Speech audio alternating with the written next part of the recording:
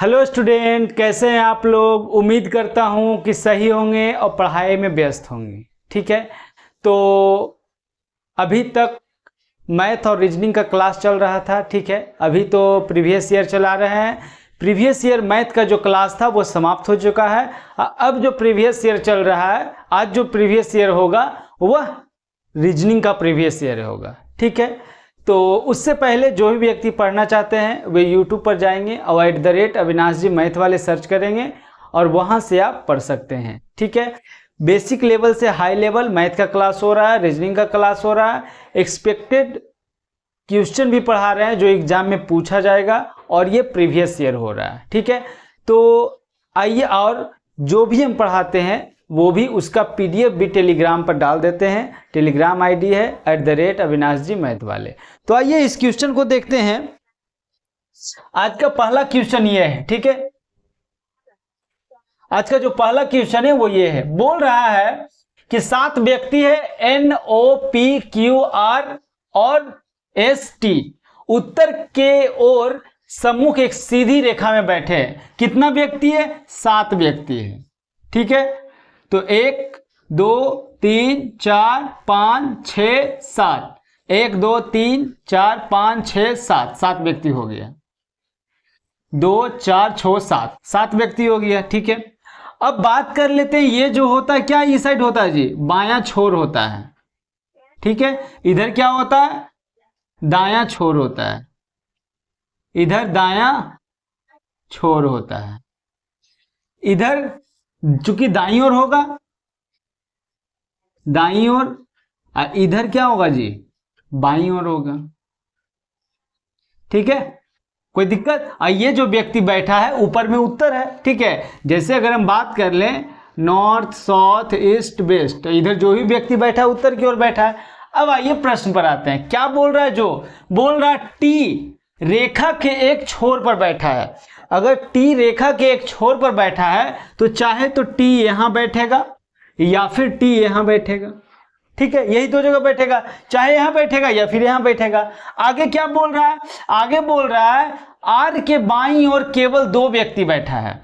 अब देखिए, अब यहां रखना उचित नहीं रहेगा। क्यों? क्योंकि इस पर तो डायरेक्ट इस पर वही रखेंगे जब यहां अरेंजमेंट हो जाएगा तब। तो जो बाकी है वो हम नीचे चलते हैं। बोल रहा है R के बाईं ओर केवल 2 व्यक्ति, तो R के बाईं ओर 2 व्यक्ति हो गया। R के बाईं ओर 2 व्यक्ति बैठेगा।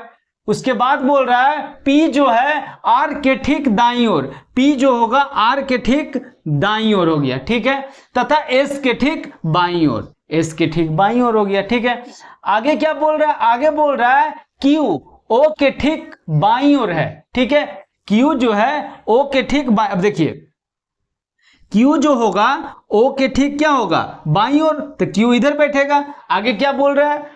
आगे बोल रहा है Q रेखा के किसी भी छोर पर नहीं है। अब देखिए, अभी तक कितना हुआ? 3 2 5 हो गया, लेकिन यहां कितना चाहिए? 7 व्यक्ति। तो 7 व्यक्ति चाहिए, तो 2 व्यक्ति हमको और चाहिए। ठीक है, अब बोल रहा है Q जो होगा किसी छोर पर नहीं होगा, तो 2 व्यक्ति मान लेते हैं, हम इधर ले लेते हैं। ठीक है, 2 व्यक्ति इधर भी ले सकते हैं, 2 व्यक्ति इधर भी ले सकते हैं। ठीक है, तो अगर हम इधर लेके देखते हैं तो बोल रहा 2 व्यक्ति तो यहां रखा ही जाएगा, Q और O रखा जाएगा। तो बोल रहा है, और क्या बोल रहा है कि Q रेखा के किसी छोर पर नहीं होना चाहिए, तो Q रेखा के किसी छोर पर भी नहीं है। ठीक है, अब देखिए क्या हो गया? 1 2 3 4 5 6 7 हो गया। ठीक है, तो 7 यहां है, 7 यहां है। ठीक है, अच्छा, अब बोल रहा है अगर इस प्रकार से सेट करते हैं तो ये जो T है, T किसी छोर पर 1 पर आ जाए। क्यों? क्योंकि यहां तो वो हो गया, अब बीच में क्या बच गया? 1 बच गया। तो इस प्रकार से इसको हम रख देते हैं। तो यहां तो खाली है, यहां R होगा, यहां P होगा, यहां S, यहां Q और यहां क्या हो रहा है? O हो गया। ठीक है, तो अब क्या बच गया जी? अब सिर्फ बच गया N, तो N यहां सेट हो गया। इस प्रकार से यह पूरा चीज जो था वो सेट हो गया। अब क्या पूछ रहा है? बोल रहा है O और N के बीच कितने लोग हो गए? तो O और N के बीच कितना लोग है जी? देखो तो 1 2 3 4, तो O और N के बीच कितने लोग हैं? 4 लोग हैं। तो ऑप्शन डी, तो ऑप्शन डी हमारा आंसर हो गया। ऑप्शन डी हमारा आंसर हो गया। इस प्रकार से एक क्वेश्चन सॉल्व हो गया। अब आइए अगले क्वेश्चन पर चलते हैं। अगले क्वेश्चन पर चलते हैं, ठीक है।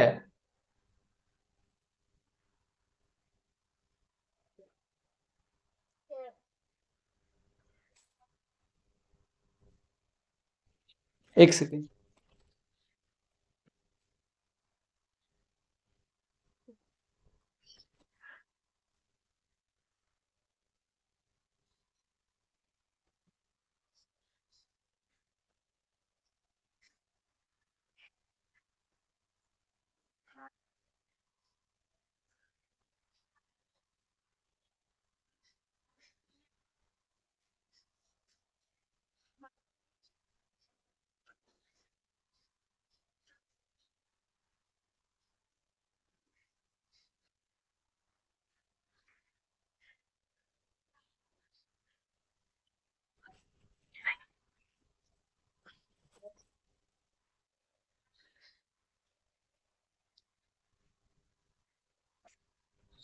क्वेश्चन नंबर 2 पे आते हैं।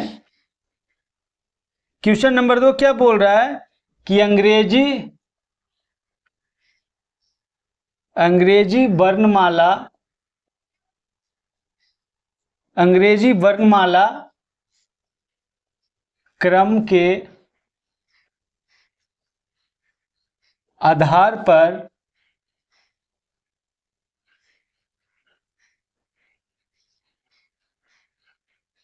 निम्नलिखित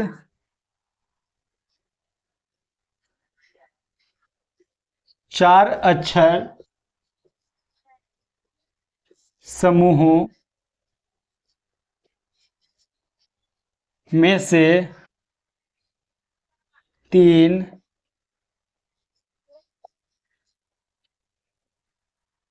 एक निश्चित तरीके समान है और इस प्रकार एक समूह बनाते हैं।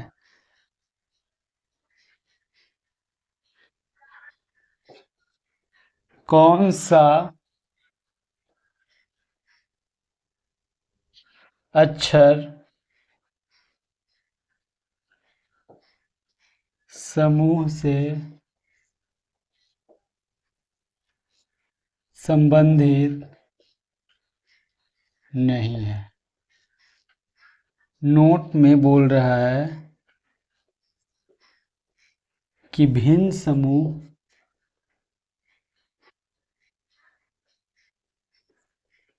व्यंजन या स्वरों की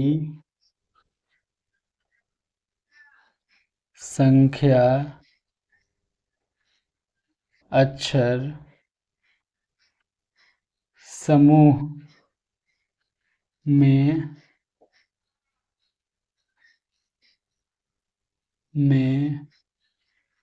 उनकी स्थिति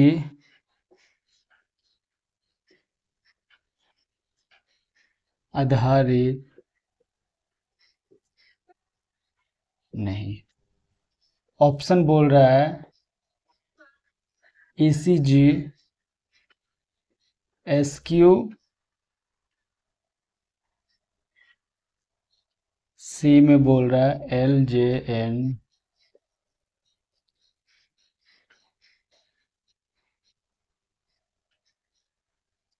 इसको बनाइए क्वेश्चन नंबर 2।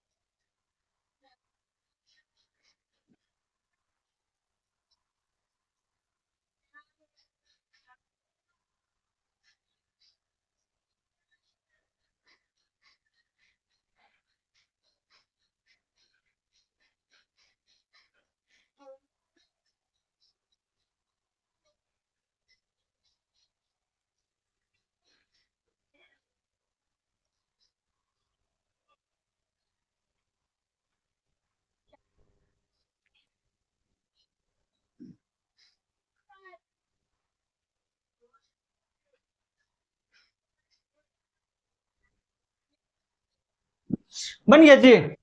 तो आइए अगर हम देखते हैं, आइए देखते हैं क्या है जो यहाँ क्या है। अगर हम ध्यान से देखें सभी ऑप्शन पर तो यहाँ क्या है, 5 है, आई क्या हो गया 3, तो -2 कम गया, और 3 से हो गया 4 तो +4 जुट गया। फिर यहाँ बात कर लेते हैं, 19 से 17 हो गया, -2 घट गया, और यहाँ क्या हो गया 17 4 21 +4 जुट गया। यहाँ बात कर लेते हैं, 12 से 10 हो गया -2, और यहाँ 10 से 14 हो गया +4, और यहाँ 16 से 15 हो गया, 1 घट गया। ठीक है, सब में देखिए 2 घट रहा है, लेकिन यहाँ 1 घट रहा है, तो वही बोल रहा है कि कौन सा अक्षर समूह से संबंधित नहीं है। तो ये तीनों तो एक नियम पर चल रहा है, लेकिन ये नियम पर नहीं चल रहा है, तो ऑप्शन डी हमारा आंसर हो गया, वही चुनना था। ठीक है, आइए अब अगले क्वेश्चन पर चलते हैं। Question number 3।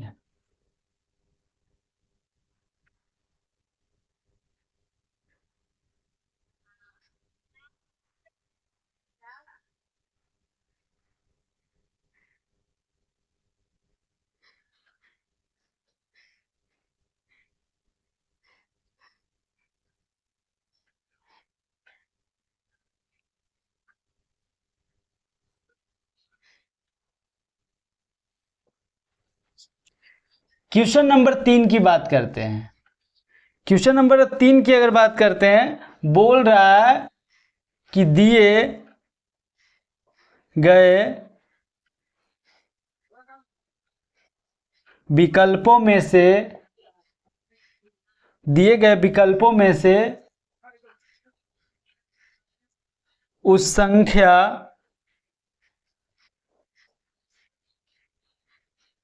चयन करें जो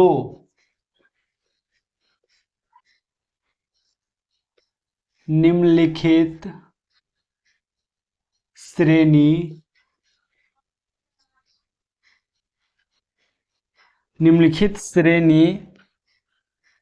में प्रश्नवाचक चिन्ह को प्रतिस्थापित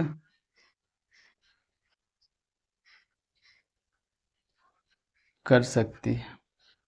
क्वेश्चन है 105, 97, 89, 81, 73, यही क्वेश्चन मार्क है। ऑप्शन बोल रहा है 60, 58, 65, डी में 70।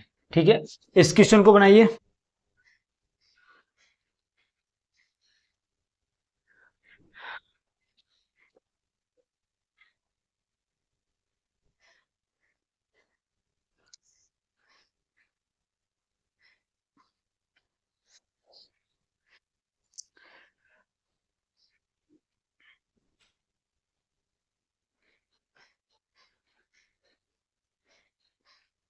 बन गया जी।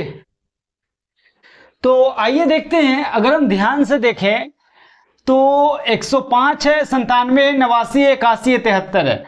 तो 105 में अगर हम जैसे कि 105 में 97 आना है, फिर 89 आना है, तो 105 में अगर हम 8 घटाते हैं तो 15 में से 8 किया तो क्या बचेगा 7, यानी कि 97 बच जाएगा। ठीक है, फिर इसमें अगर 8 घटाते हैं तो 89 आ जाएगा। ठीक है, इसमें 8 घटाते हैं तो 81 आ जाएगा, इसमें 8 घटाते हैं तो 73 आ गया। तो 73 में अगर हम 8 घटाएंगे तो क्या आ जाएगा, 13 में से 8 गया, 13 में से 8 किया तो कितना आ जाएगा 5, आई कितना 65, तो 65 ऑप्शन सी, तो ऑप्शन सी हमारा आंसर हो जाएगा।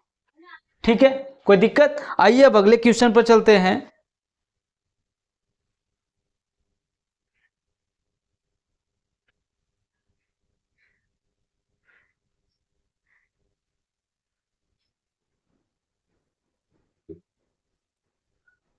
अगले क्वेश्चन की अगर हम बात कर लें तो क्वेश्चन नंबर 3 हो गया है। अब आते हैं क्वेश्चन नंबर 4 पे। क्वेश्चन नंबर 4 पे, एक मिनट।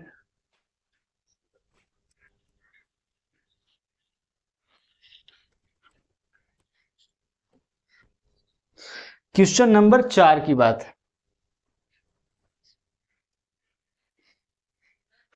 क्वेश्चन नंबर 4 की बात बोल रहे हैं। बोल रहा है कि नीचे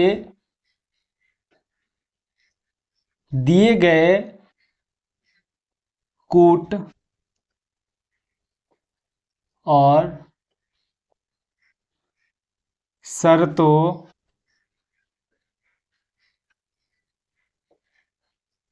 के अनुसार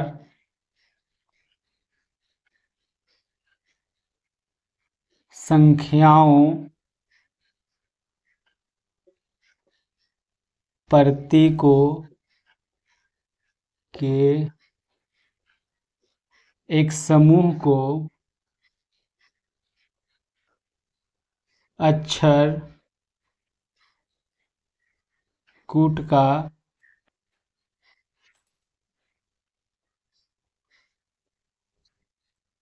उपयोग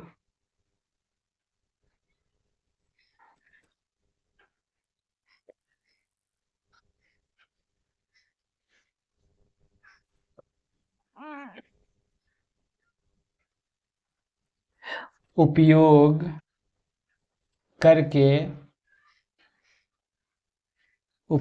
करके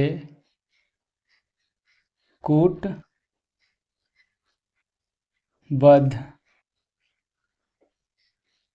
किया गया है। यदि कोई भी शर्त लागू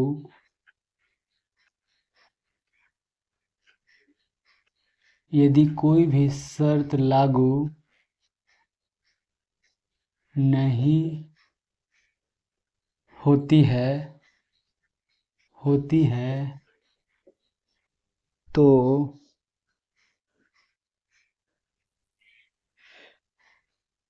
यदि कोई भी शर्त लागू नहीं होती है तो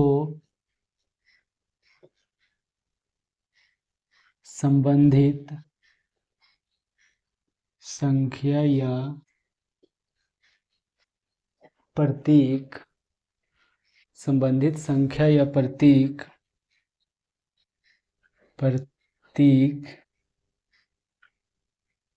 के लिए कूट सीधे तालिका में दिए गए अनुसार अनुसरित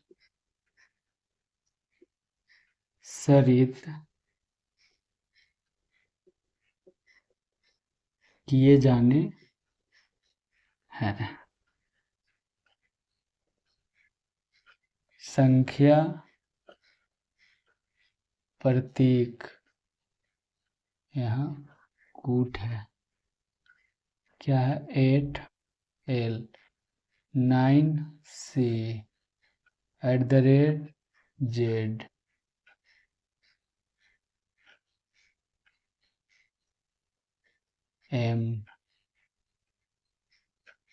5D 7W 2A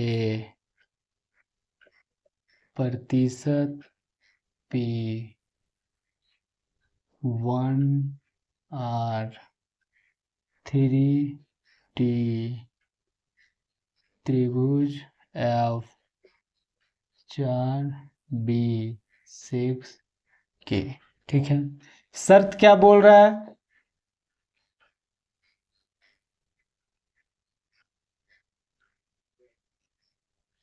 शर्त बोल रहा है पहला, यदि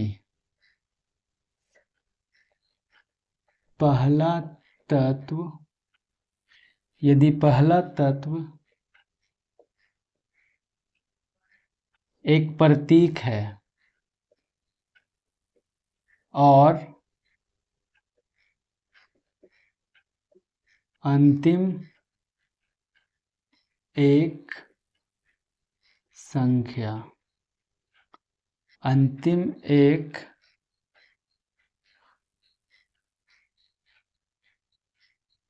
संख्या है, तो दोनों पहले और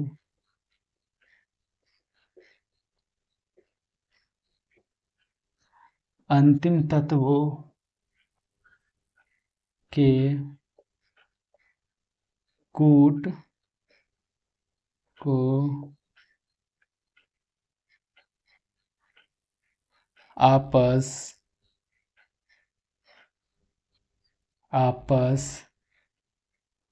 में बदल दिया जाता है। दूसरा है, यदि पहला तत्व एक विषम संख्या है और अंतिम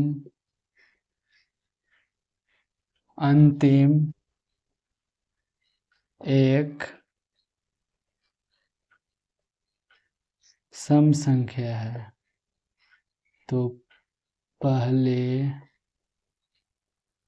और अंतिम तत्वों को के रूप में कूटबद्ध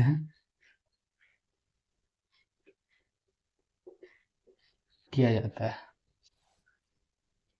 तीसरा, यदि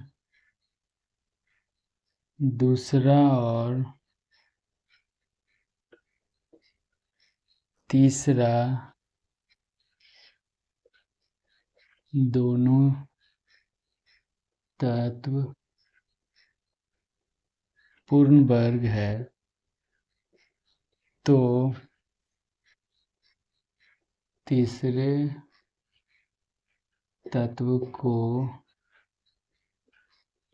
दूसरे तत्व के कूट के रूप में कूटबद्ध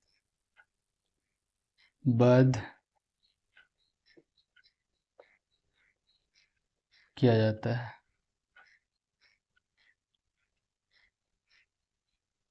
निम्न लिखित समूह के लिए क्या दिया है? 72@13 ऐसे। ऑप्शन है, ऑप्शन ए क्या बोल रहा है? MAZRTW। बी में क्या है? बी ऑप्शन है WAZRTM। सी ऑप्शन क्या है? WARZTM। डी में है MAZTRW। ठीक है, इस क्वेश्चन को बनाइए। ठीक है, क्वेश्चन ये है, क्वेश्चन जो है ये है और ये उसका कोड दिया है। ठीक है, तो इस क्वेश्चन को सॉल्व कीजिए।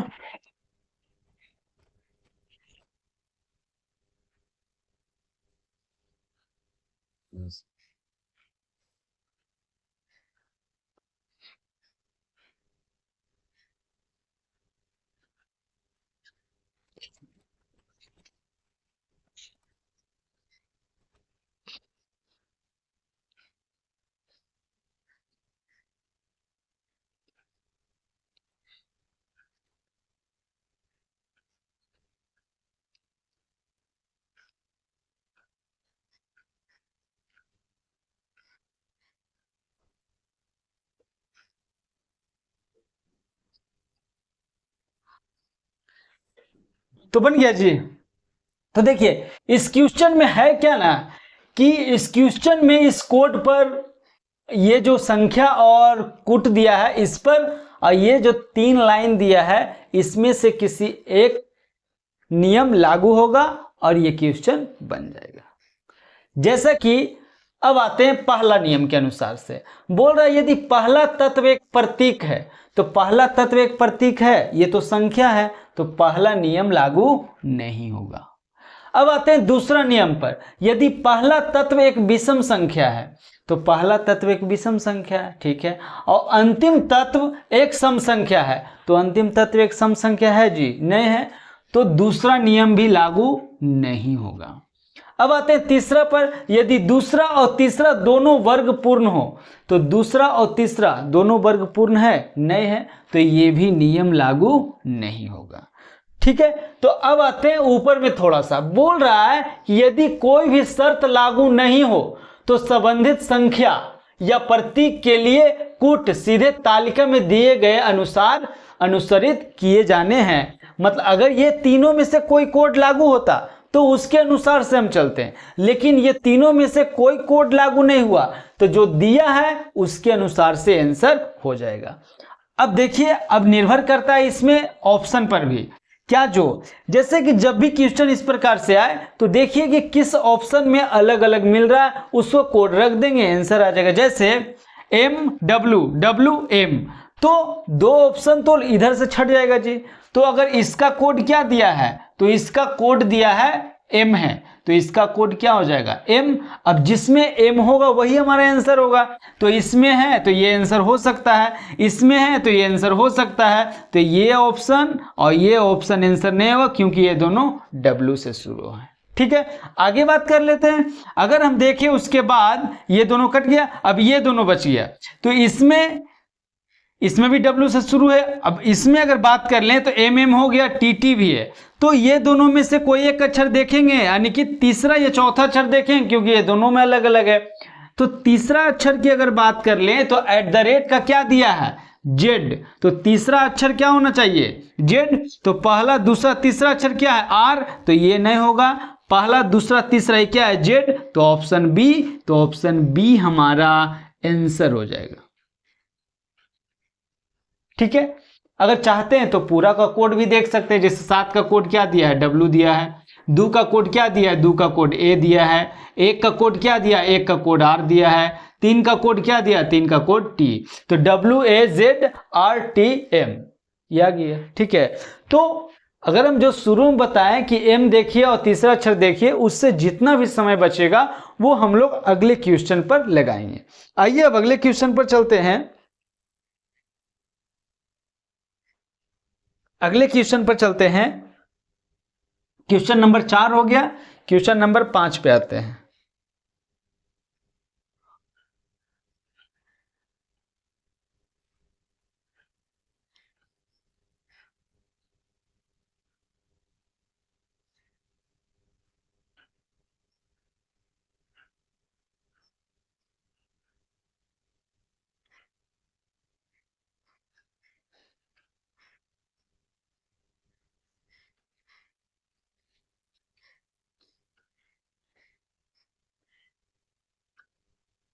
क्वेश्चन नंबर 5 पे आते हैं। क्वेश्चन नंबर 5 क्या बोल रहा है, क्वेश्चन नंबर 5 बोल रहा है निम्नलिखित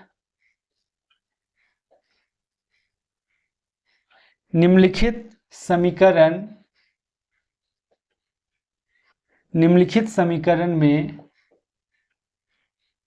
में यदि प्लस और माइनस को आपस में बदल दिया तथा गुना और भागा को आपस में बदल दिया तो प्रश्न वाचक चिन्ह के स्थान पर क्या आएगा। क्वेश्चन बोल रहा है 11/2 गुने 4/5 भागा 39 माइनस 17 और प्लस 19 बराबर क्या होगा। ऑप्शन दिया है 379, 992, 975, 973। इस क्वेश्चन को बनाइए।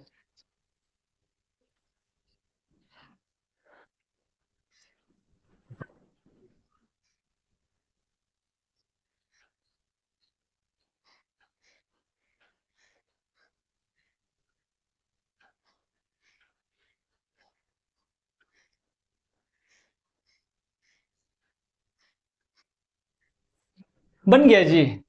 तो आइए देखते हैं, सबसे पहले क्या बोल रहा है 11/2 अब प्लस को माइनस, माइनस को प्लस, गुना को भागा, भागा को गुना करना है।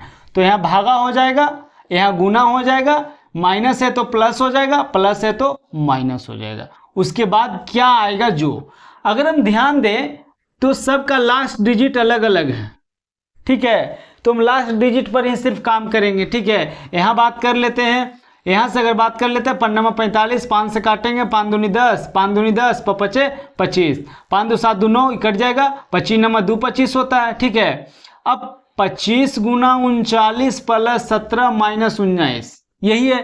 तो लास्ट डिजिट की बात कर लेते हैं, सिर्फ लास्ट डिजिट्स चलते हैं अगर,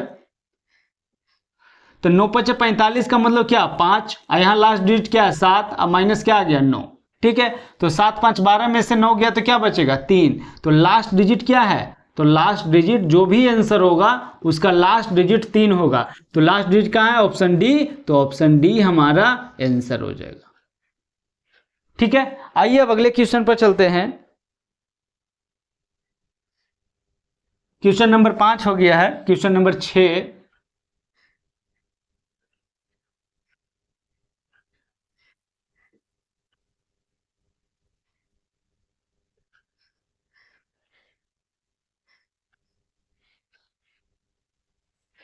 क्वेश्चन नंबर 6 की बात कर लेते हैं।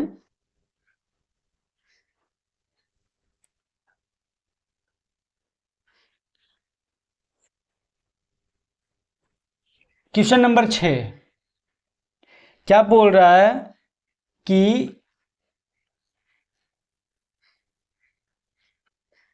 एक निश्चित तरीके से 67 74 से संबंधित है, उसी प्रकार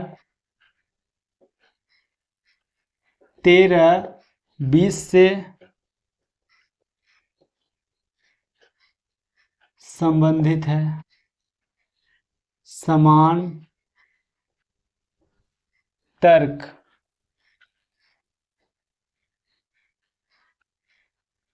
के अनुसार, समान तर्क के अनुसार, समान तर्क का अनुसरण, समान तर्क का अनुसरण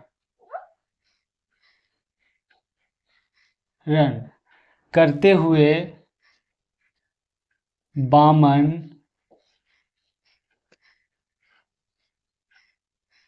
निम्नलिखित में से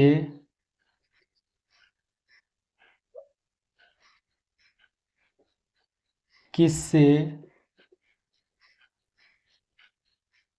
संबंधित है, ठीक है। आगे नोट क्या बोल रहा है, संख्याओं को उनके घटकीय अंकों में तोड़े बिना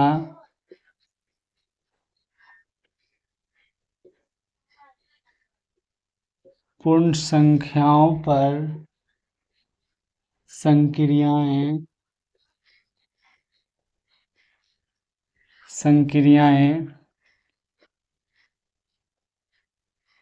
की जानी चाहिए। उदाहरण के लिए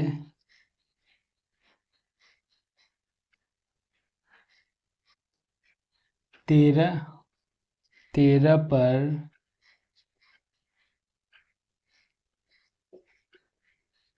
संक्रियाएं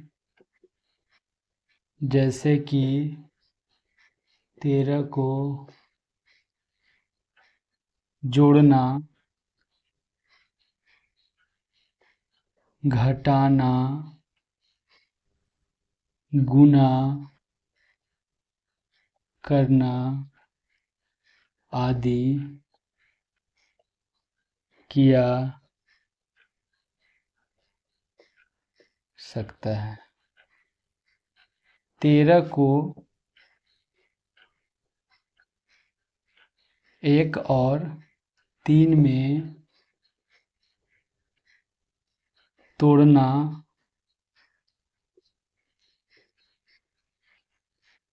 और फिर 1 और 3 पर गणितीय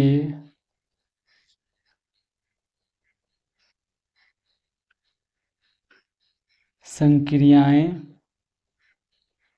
करने की अनुमति नहीं। ऑप्शन है 61, 59, 63, 57। इस क्वेश्चन नंबर 6 को बनाइए।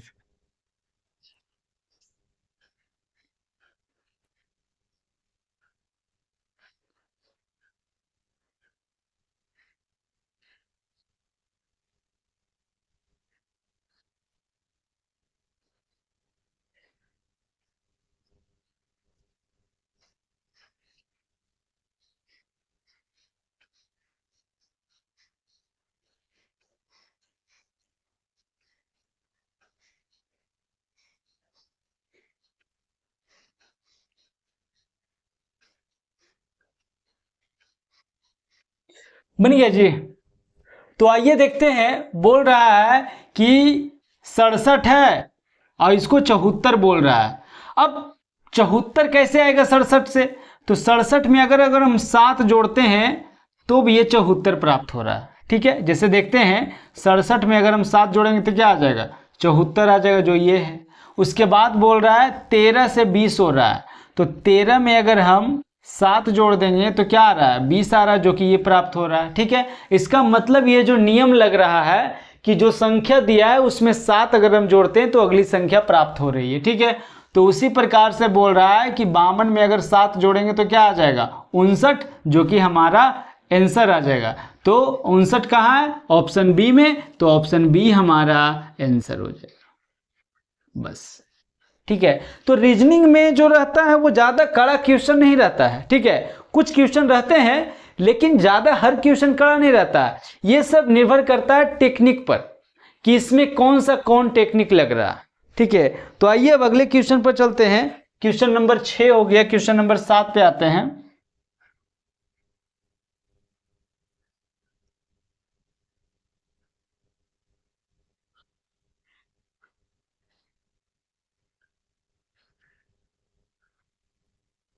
क्वेश्चन नंबर 7 पे आते हैं। क्वेश्चन नंबर 7 बोल रहा है, क्या बोल रहा है कि ए बी सी डी ई और एफ एक ही इमारत की 6 अलग अलग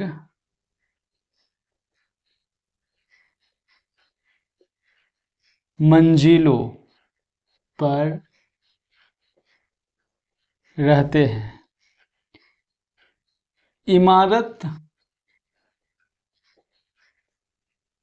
इमारत की सबसे निचली मंजिल को एक, उसके ऊपर वाली मंजिल को 2 और इसी तरह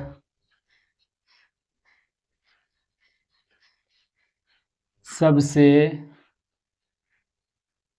ऊपर वाली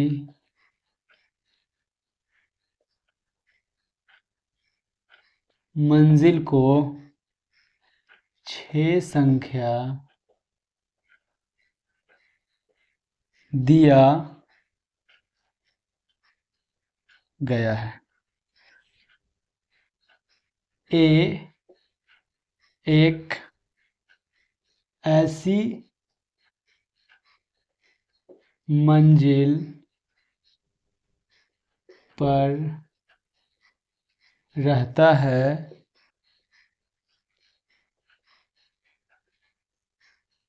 जो अभाज्य संख्या है। ए और ई जिस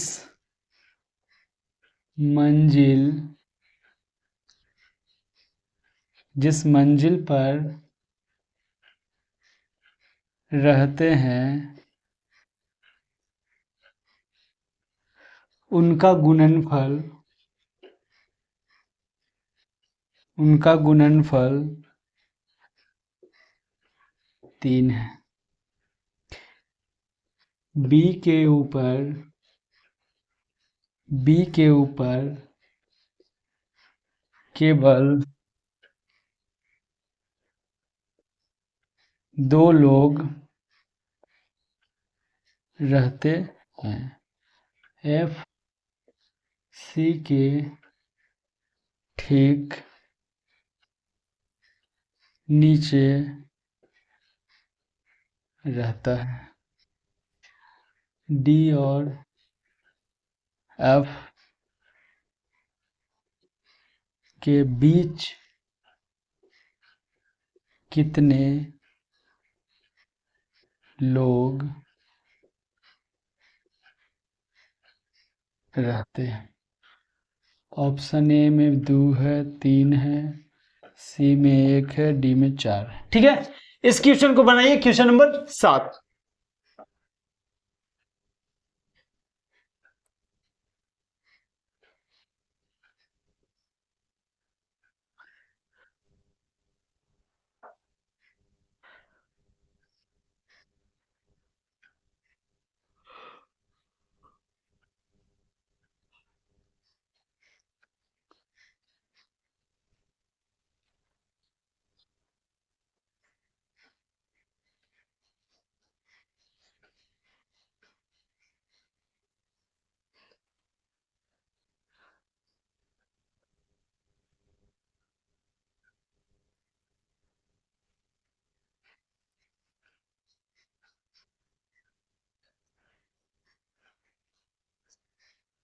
बन गया जी। तो आइए देखते हैं, बोल रहा है क्या कि एक इमारत है, इमारत में ABCDEF एक ही इमारत की 6 अलग अलग मंजिल है, मतलब 6 मंजिल है, 1 2 3 4 5 और ये 6 मंजिल है। ठीक है, 6 मंजिल है। उसके बाद बोल रहा है कि निचला मंजिल वो 1 2 3 4 5 6 ऐसे ऊपर के क्रम में जा रहा है। ठीक है, अब आगे बोल रहा है ए एक ऐसी मंजिल पर रहता है जो अभाज्य संख्या है। ठीक है, और ए और ई जिस मंजिल पर रहते हैं उसका गुणनफल 3 है। ठीक है, अब एक बात बोल रहा है कि ए एक ऐसी मंजिल पर रहता है जो अभाज्य संख्या है। अब अभाज्य संख्या क्या है, तो अभाज्य संख्या कौन कौन इसमें है, तो 2 3 और 5 ये सब अभाज्य संख्या है। तो ये इन्हीं में से कोई एक पर होगा। ठीक है, चाहे तो ए यहाँ हो या फिर ए यहाँ हो या फिर ए यहाँ हो, यही 3 में एक पर ए होगा। ठीक है, आगे बात बोल रहा है कि ए और ई जिस मंजिल पर रहते हैं उसका गुणनफल 3 है। अब ए और ई जिस मंजिल पर उसका गुणनफल 3 होने का मतलब ये तो तभी संभव है जब हम 3 और 1 को गुना करेंगे तब। ठीक है, तो ए तो एक चीज तो फिक्स हो गया कि ए 3 गुना 1 करेंगे तब 3 आएगा, तो एक चीज फिक्स हो गया कि ए और ई चाहे तो 3 और 1 या 1 और 3 पर हो गया। ठीक है, दूसरा बात, इसका मतलब ए 2 पर और 5 पर तो नहीं होगा। ठीक है, उसके बाद ये भी फिक्स हो गया कि ए तो निश्चित है कि चाहे तो 5 3 2 पर होता, तो निश्चित है 2 और 5 पर तो होगा नहीं क्योंकि 3 और 1 होना चाहिए, तो निश्चित है एक ए जो होगा ए जो होगा 3 पर होगा, और ए अगर 3 पर होगा तो ई जो होगा 1 पर होगा। तभी तो बोल रहा है ए और ई जिस मंजिल पर रहते उसका गुणनफल, ये दोनों को गुना करेंगे तो कितना आ गया, 3 आ गया। आगे बोल रहा है बी के ऊपर केवल 2 लोग रहते हैं। बी के ऊपर अगर 2 लोग रहते हैं सिर्फ, तो बी निश्चित है 4 पर होगा, तभी तो इसके ऊपर 2 बचेगा। आगे बात कर लेते हैं कि एफ सी के ठीक नीचे रहता है। एफ जो है सी के ठीक नीचे रहता है। बोल रहा है एफ सी के ठीक नीचे रहता है। अभी जहां भी होगा दोनों लगातार होगा, अब दोनों लगातार खाली स्थान सिर्फ यहां बच रहा है, तो सी और एफ यहां हो जाएगा। ठीक है, तो ए हो गया, बी हो गया, सी हो गया, तो डी बच गया यहाँ, ई और एफ हो गया। ठीक है, तो क्या बोल रहा है डी और एफ, तो डी और एफ, तो एफ यहाँ है और डी यहाँ है, के बीच कितने लोग रहते हैं, तो कितना लोग है जी, 2 लोग हैं। ठीक है, तो 2 ऑप्शन कहाँ है, ऑप्शन ए में है, तो ऑप्शन ए हमारा 2 लोग हो जाएगा, तो ऑप्शन ए हमारा आंसर हो जाएगा। बस इस क्वेश्चन के लिए इतना ही। ठीक है, तो आइए अब अगले क्वेश्चन पर चलते हैं। क्वेश्चन नंबर 7 हो गया, क्वेश्चन नंबर 8 पे आते हैं।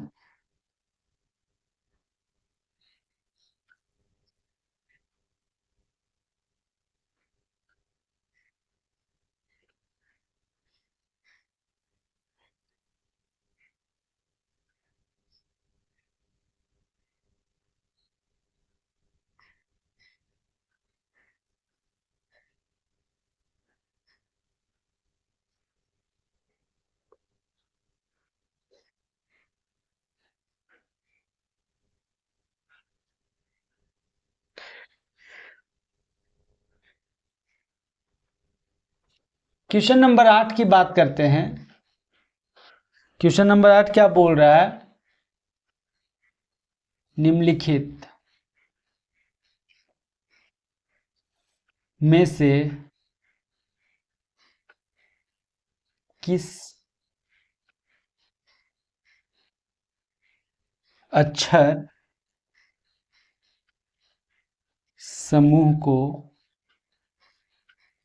इतना और प्रतिशत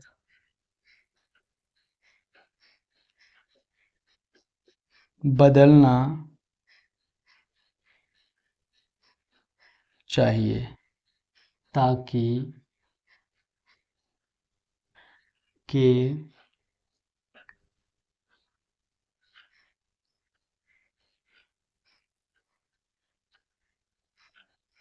बाईं ओर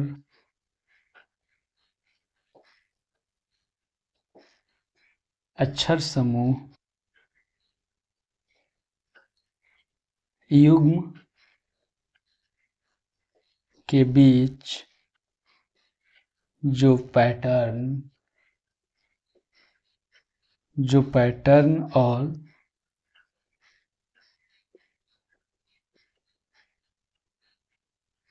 संबंध है वही के दाईं ओर भी हो। जैसे क्वेश्चन बोल रहा है जे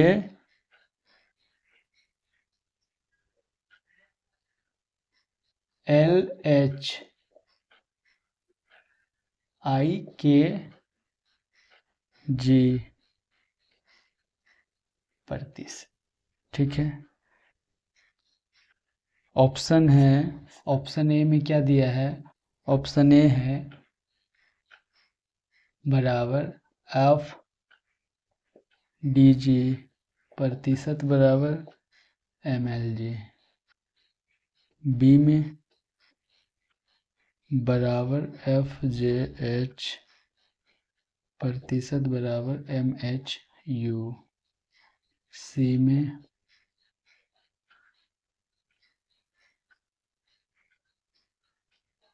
N P L. D D E प्रतिशत एन आई यू। इस क्वेश्चन को बनाइए।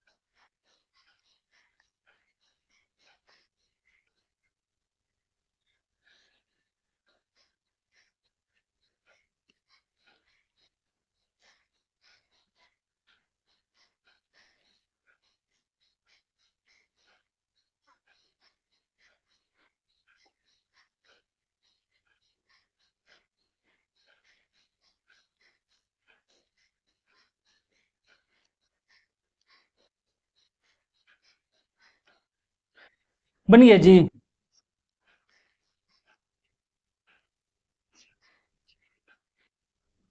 बन गया। तो आइए देखते हैं क्या बोल रहा है। देखिए क्वेश्चन जो है ये है,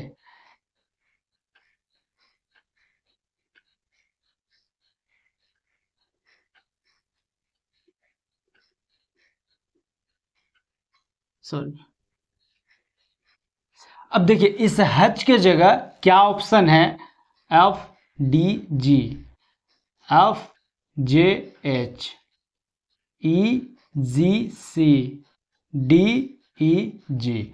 आई परसेंटेज की जगह क्या ऑप्शन है, M L G, M H U, N P L, N I you.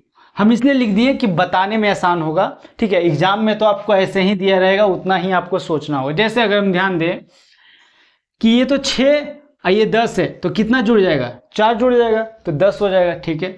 तो यहाँ 9 में 4 जोड़ेंगे तो 13 हो सकता है। इसमें 12 4 है और 12 तो 8 जुटेगा, तो 11 में 8 जुटेगा तो 19। तो ये ऑप्शन आंसर, क्योंकि एल आ रहा है 12 आ जाएगा, ये तो आंसर होगा नहीं, तो ये ऑप्शन आंसर होगा नहीं। आगे बात कर लेते हैं। 6 4 10 तो 9 4 13 हो सकता है, 10 2 12, ठीक है। तो 11 में 2 जोड़ेंगे तो कितना आ जाएगा, 13 आना चाहिए, तो 8 आ रहा है, तो ये भी ऑप्शन आंसर नहीं होगा। 5 5 10 तो 9 5 14 हो सकता है। 5 और 7 7 में 5 जोड़ेंगे तो 12, 11 में 5 जोड़ेंगे 16 हो सकता है। 3 में 5 जोड़ेंगे तो 8, 7 में 5 जोड़ेंगे तो 12। तो यानी कि ये जो है ऑप्शन सेट कर गया। यानी कि क्या बोल रहा है, इसमें भी 5 जोड़ रहा है, इसमें भी 5 जोड़ रहा है, इसमें भी 5 जोड़ रहा है, ठीक है। तो अब इसमें भी 5 जोड़ रहा है, यहाँ भी 5 जोड़ रहा है, यहाँ भी 5 जोड़ रहा है, ठीक है। तो ऑप्शन सी हमारा आंसर हो गया। इस प्रकार से क्वेश्चन सॉल्व होगा। आजकल ये जो क्वेश्चन, इस टाइप का जो क्वेश्चन है एग्जाम में ज्यादा पूछ रहा है। तो आइए अब अगले क्वेश्चन पर चलते हैं।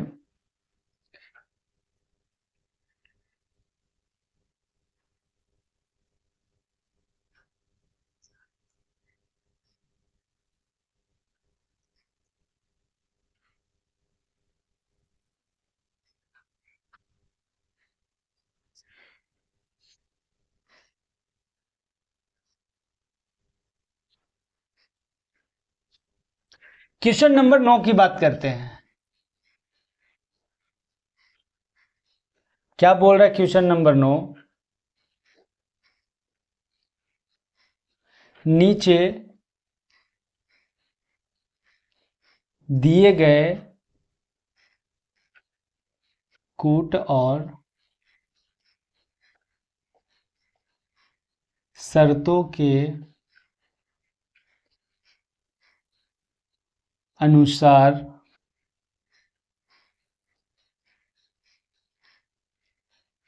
संख्याओं या प्रतीकों के एक समूह अक्षर कूट का उपयोग करके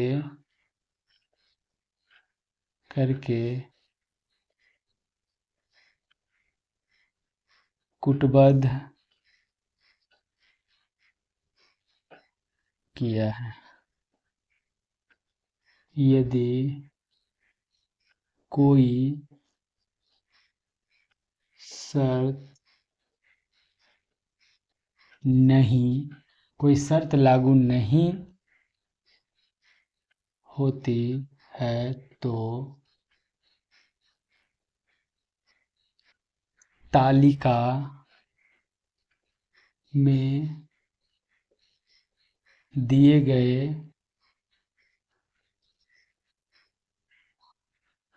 अनुसार संबंधित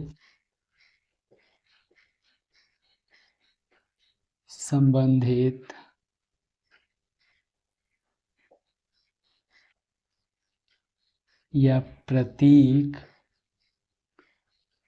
के कूट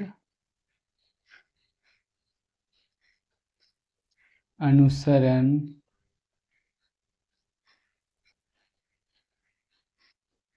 जाना है। संख्या या प्रतीक यहाँ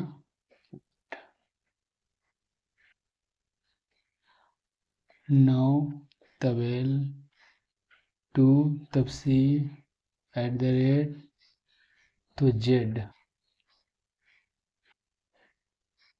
Z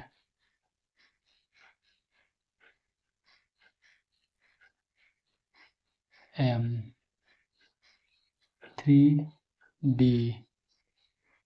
7W 5A प्रतिशत P1 R 8T त्रिभुज F4B6 के।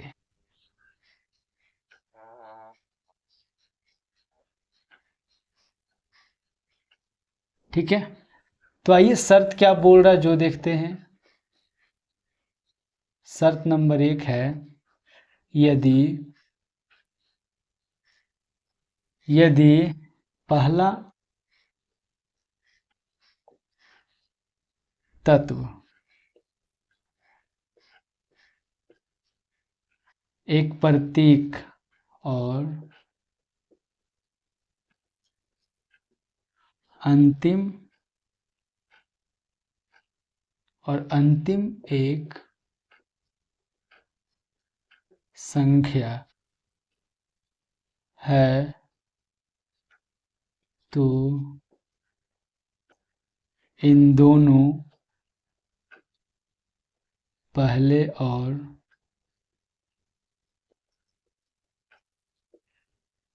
अंतिम तत्वों के कूट को आपस में बदल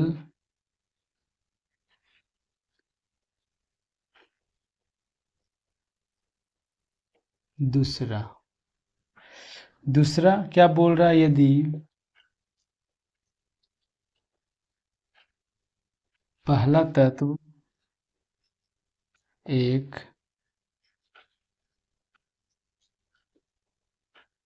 विषम संख्या है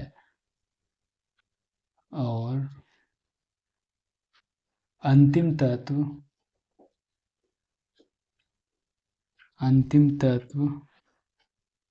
एक सम संख्या है, तो पहले और अंतिम तत्वों को इतना के रूप में कूटबद्ध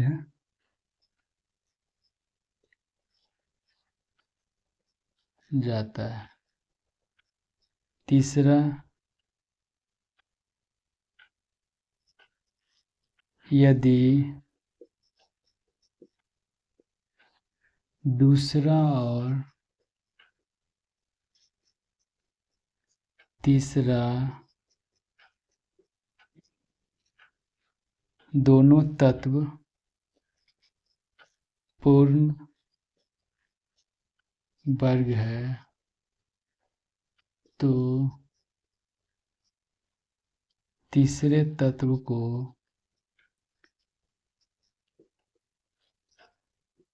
दूसरे तत्व के कूट के रूप में कूटबद्ध किया जाता है। तो क्वेश्चन बोल रहा है, यहाँ क्वेश्चन हम लिख देते हैं, क्वेश्चन बोल रहा है कि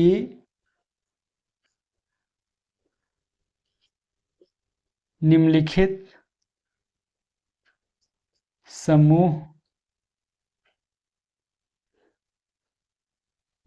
समूह के लिए कि क्या होगा, क्या है 5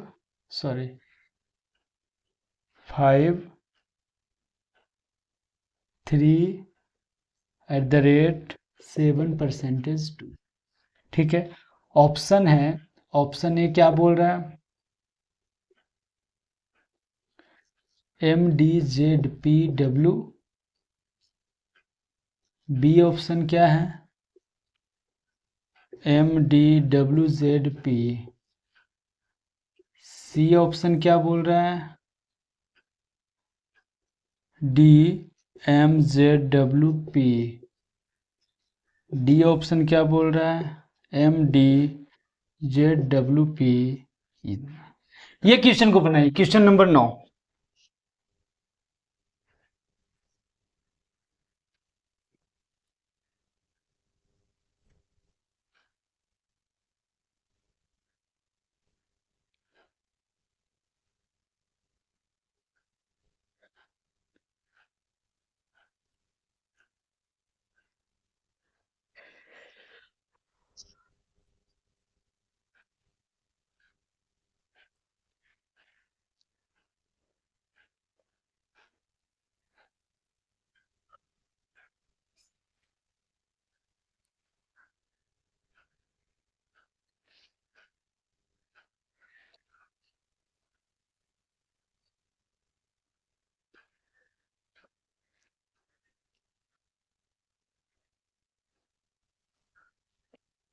बन गया जी।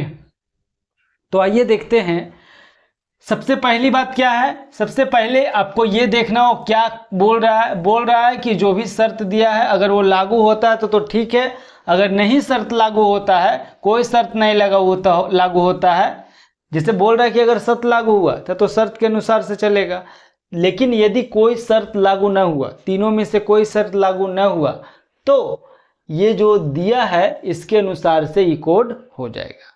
तो आइए देखते हैं, सबसे पहले कोड पर आते हैं। बोल रहा है यदि पहला तत्व एक प्रतीक हो, तो पहला तत्व यहाँ क्या है? प्रतीक है जी? नहीं है। पहला तत्व क्या है? संख्या है, तो पहला नियम तो नहीं लगेगा।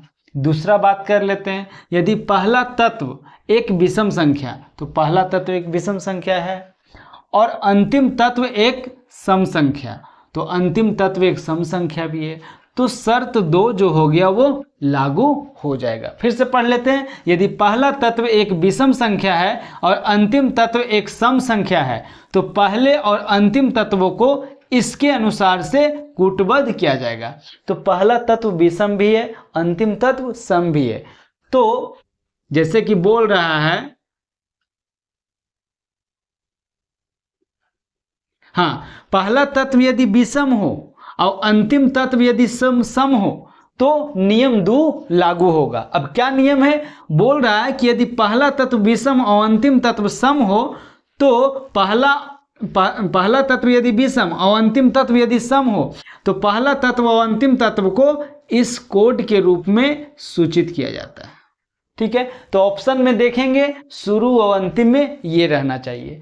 तो अगर ध्यान दे तो सब में शुरू और अंतिम में ये है। ठीक है, उसके बाद बाकी कोड के लिए ये जो दिया है वो, तो अगर हम ध्यान दें तो इसमें हमको लगभग में एकाएक ही करना होगा। ठीक है, तो इसका कोड क्या दिया है जी? इसका कोड m दिया है, तो इसका कोड m हो जाएगा। तो दूसरा लेटर जो होना चाहिए m, तो दूसरा लेटर यहाँ m नहीं है, तो ये ऑप्शन आंसर नहीं होगा। तीसरा 3 का लेटर क्या दिया? तो 3 का d दिया है, तो तीसरा जो लेटर हो वो क्या होना चाहिए? d। तो पहला दूसरा तीसरा में d है, तीसरा में d है, तीसरा में d है। इसका क्या दिया है? तो इसका जो दिया है z दिया है। ठीक है, तो चौथा z होना चाहिए। तो पहला दूसरा तीसरा चौथा z है, पहला दूसरा तीसरा चौथा z नहीं है, तो ये आंसर नहीं होगा। पहला दूसरा तीसरा चौथा z है, तो z होगा। ठीक है, आगे बात कर लेते हैं। 7 के लिए क्या कोड है जी? तो 7 के लिए w है। तो अंतिम से तीसरा, पहला दूसरा तीसरा w। ठीक है, पहला दूसरा तीसरा यहाँ p है, लेकिन होना क्या चाहिए? w। तो ये आंसर नहीं होगा। बच क्या गया? Option D. तो ऑप्शन डी हमारा आंसर हो जाएगा। ठीक है, परसेंटेज का क्या कोड है वो भी दे ही देते हैं, एक बच रहा है तो p।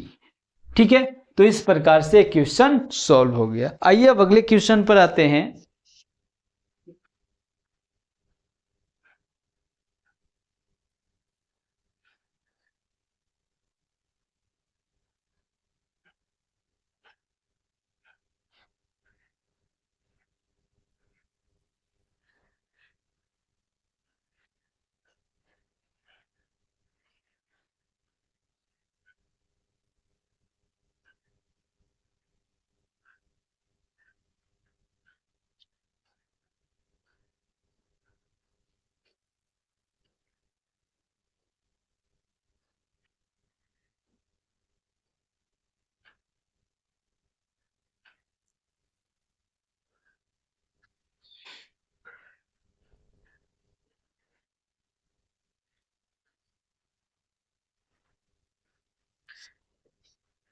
क्वेश्चन नंबर 10 की बात करते हैं।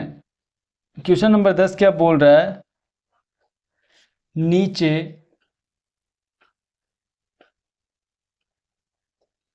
दिए गए कूट और शर्तों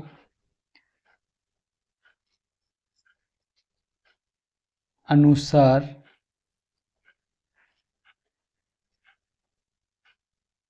संख्याओं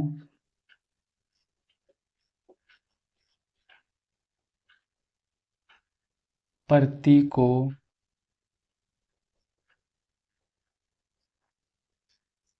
समूह को अक्षर, एक समूह को अक्षर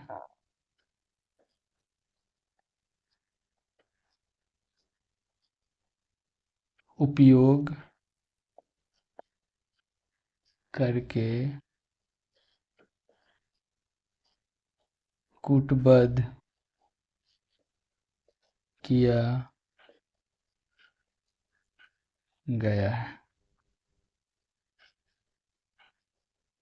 दिए गए कूट और शर्तों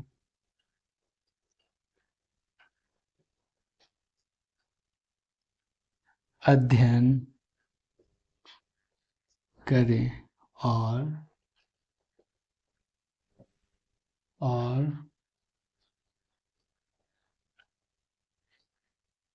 निम्नलिखित प्रश्न का उत्तर दें। ठीक है।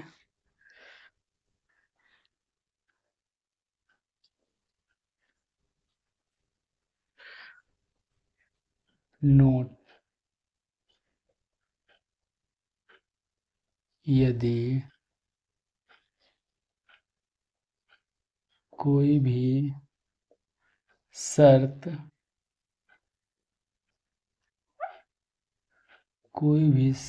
लागू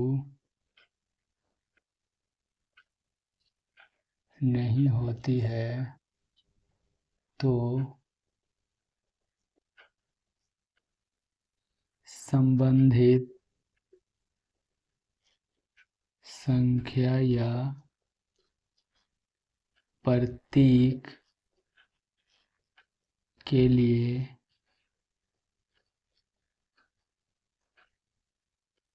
तालिका में दिए गए अनुसार सीधे अनुसरित किए जाने हैं। संख्या प्रतीक कूट F9A5J LEW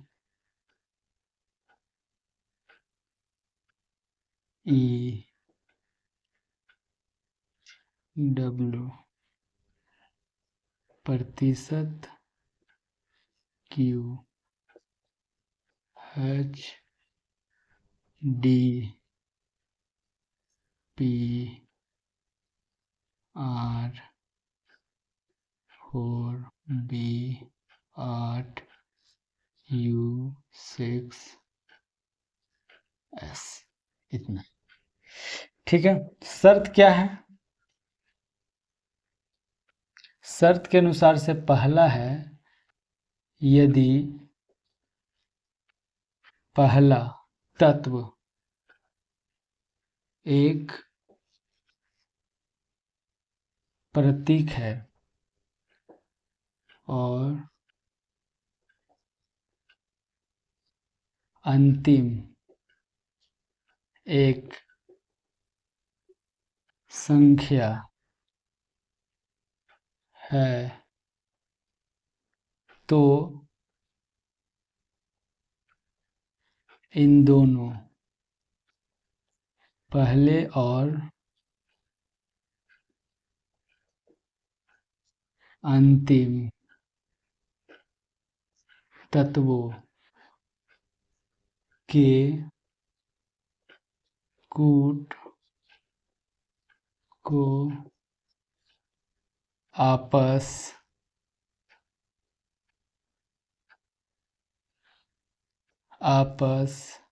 में बदल दिया जाता है। दूसरा शर्त क्या बोल रहा है? यदि पहला तत्व विषम संख्या है और अंतिम तत्व और अंतिम अंतिम तत्व और अंतिम एक सम संख्या है। पहले और अंतिम तत्वों को के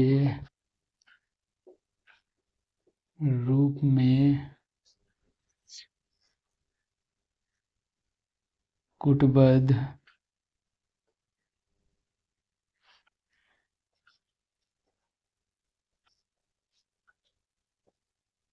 किया जाता है।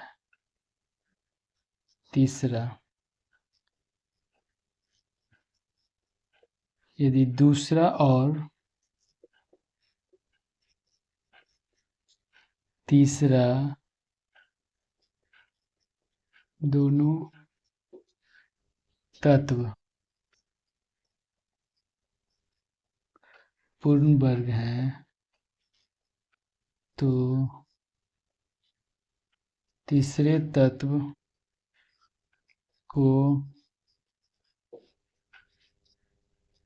दूसरे तत्व के रूप में कूटबद्ध किया जाता है। तो क्वेश्चन बोल रहा है निम्नलिखित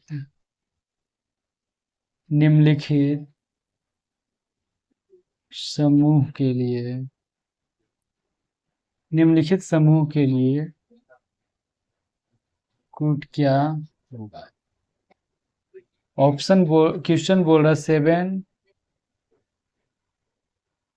724 ऑप्शन है। ऑप्शन ए में क्या है, PBBFJ, बी में JBBFP, सी में PTBFJ, डी में JTBFP। इस क्वेश्चन को बनाए, क्वेश्चन नंबर 10।